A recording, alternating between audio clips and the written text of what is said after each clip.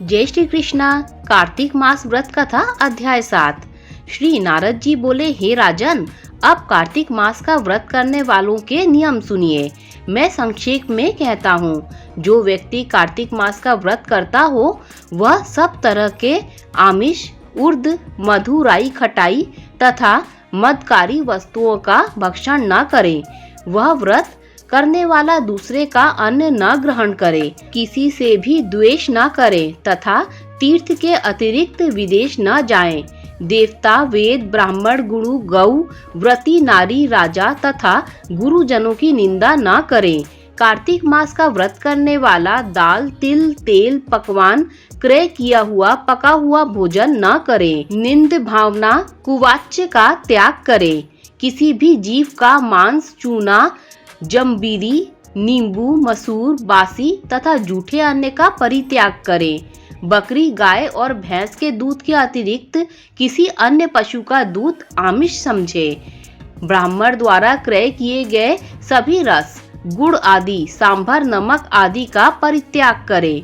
तांबे के पात्र में रखा हुआ पंचगव्य अत्यंत लघु गड्ढे का पानी केवल अपने लिए ही पकवान्य आमिष कहा जाता है।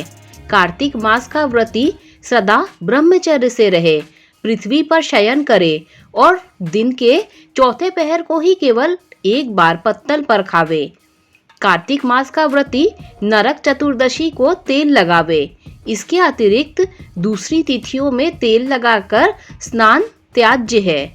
कार्तिक व्रती मनुष्य सिंघाड़ा, कोहड़ा, प्याज, भंटा, गाजर, मूली इन सब वस्तुओं को ग्रहण न करे। लौकी व भंटा, कोहड़ा, कटेरी का फल, तरबूज और कैद इनको कार्तिक मास का व्रती त्याग दे। व्रती मासिक धर्म के समय स्त्री से चांडाल, पापी, ब्राह्मण द्रोही और नास्तिक से संभाषणी न करें। उपरयुक्त मनुष्यों, कुत्तों और कौओं द्वारा दृष्ट पका भोजन, सूतक के समय का पका भोजन, 2 बार पकाया हुआ जला अन्न न खाएं। अपनी शक्ति के अनुसार कृच्छ, चांद्रायण आदि व्रत श्री विष्णु भगवान की प्रसन्नता हेतु करें और पूर्व वर्णित नियमों का पालन करें। कार्तिक व्रत करने वाला प्राणी प्रतिपदा को कुम्हड़ा, द्वितीया को कटहल, तृतीया को तरुणी स्त्री, चतुर्थी को मूली, पंचमी को बेल, षष्ठी को तरबूज, सप्तमी को आंवला, अष्टमी को नारियल, दशमी को लौकी, एकादशी को परवल, द्वादशी को बेर, त्रयोदशी को भंटा, चतुर्दशी को गाजर तथा पूर्णिमा को शाक। ये वस्तुएं तथोक्त तिथियों में न खाएं और रविवार को आंवला का भक्षण न करें। व्रती इन शाकों में से या और वर्जित शाकों में से कोई शाक खाना चाहे तो ब्राह्मण को देकर खाएं। यही विधान माघ मास के लिए भी है। देवोत्थापिनी एकादशी में पूर्वोक्त विधान अनुसार नृत्य, जागरण, गायन, वादन आदि करें। इस प्रकार विधिवत व्रत करने वाले व्रती को देखकर यम के दूत जैसे सिंह की गर्जना से हाथी भाग जाते हैं, उसी तरह वहां से भाग जाते हैं। यह कार्तिक व्रत सब व्रतों में श्रेष्ठ है।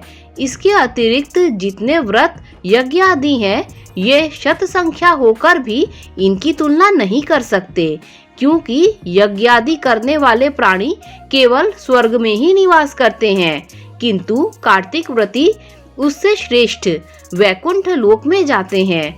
इस जगत में भक्ति मुक्ति दाता जितने भी पुण्य क्षेत्र हैं, वे सब कार्तिक व्रती के शरीर में निवास करते हैं। खराब सपने, मनसा, वाचा और कर्मणा किसी प्रकार का भी पाप हो, वह सब कार्तिक व्रत करने वाले प्राणी को देखते ही नष्ट हो जाते हैं।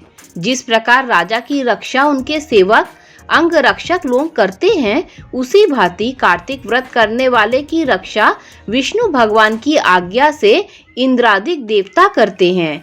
विष्णु भगवान का व्रत करने वाला मनुष्य जहाँ कहीं भी वर्तमान रहता है, वह पूजित होता है। वहाँ पर ग्रह, भूत और पिशाच आदि कोई भी नहीं रहने पाते। विधि विधान सहित कार्तिक व्रत करने वाले मनुष्य के पुण्य का वर्णन 4 मुख वाले ब्रह्मा जी भी कहने में असमर्थ हैं। यह विष्णु व्रत संपूर्ण पापों का नाश करने वाला, पुत्र पौत्र धन और धान्य को उन्नत करने वाला है। यह कार्तिक व्रत जो मनुष्य करता है उसको तीर्थ में जाने, तीर्थ की सेवा करने से क्या उद्देश्य, उसको सब पुण्य कार्तिक व्रत से ही प्राप्त हो जाते हैं। दोस्तों, कार्तिक मास व्रत अध्याय 7 यही समाप्त होता है। जय श्री कृष्णा।